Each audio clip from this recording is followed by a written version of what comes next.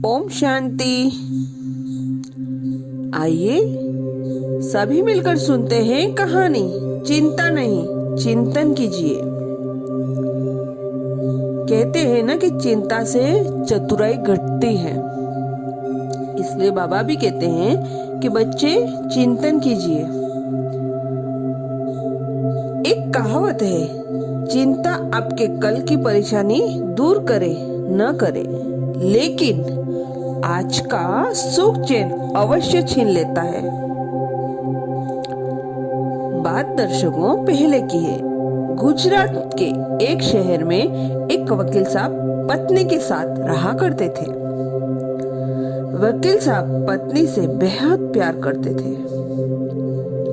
एक पेशेवर के रूप में उनकी बहुत इज्जत थी और वह वकीलों के लिए न्याय में भी जी जान लगा देते थे।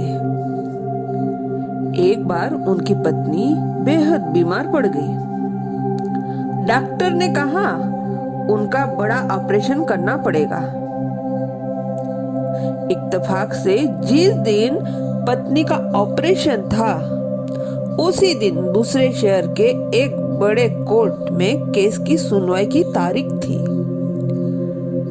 वकील साहब ने एक वकील मित्र को बुलाया और कहा, मैं पत्नी को छोड़कर कहीं जा नहीं सकता, इसलिए तुम जाकर आज के इस केस में बहस कर लो। यह सुनकर वकील साहब की पत्नी ने कहा, यह आप क्या कह रहे हैं?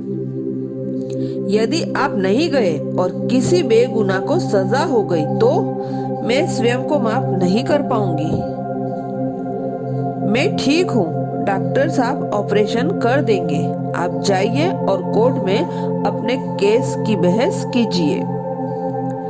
पहले तो वकील साहब तैयार नहीं हुए, लेकिन पत्नी की जिद के कारण आखिरकार दुख ही मन में ही, लेकिन वह दूसरे शहर कोर्ट के लिए रवाना हुए। मुकदमा शुरू हुआ। वकील साहब बहस करने लगे। बहस के बीच में ही कोर्ट के दरबार ने उनको एक कागज का टुकड़ा लाकर दिया। वकील साहब ने कागज खोलकर पढ़ा और फिर उसे पढ़ने के बाद पॉकेट में रख लिया और बहस करने लगे। कुछ समय बाद कोर्ट का फैसला आया। वकील साहब केस जीत गए थे। सभी उनको बधाई देने लगे। किसी ने पूछा, वकील साहब वह कागज का टुकड़ा कैसा था? वकील साहब बोले, दरअसल वह टेलीग्राम था। अभी कुछ समय पहले मेरी पत्नी की मृत्यु हो गई है। वकील साहब का जवाब सुनकर वहां लोग स्तब्ध रह गए। उन लोगों ने पूछा, वकील साहब आपकी पत्नी की तबीयत ठीक नहीं थी क्या? तो आप आज आए क्यों?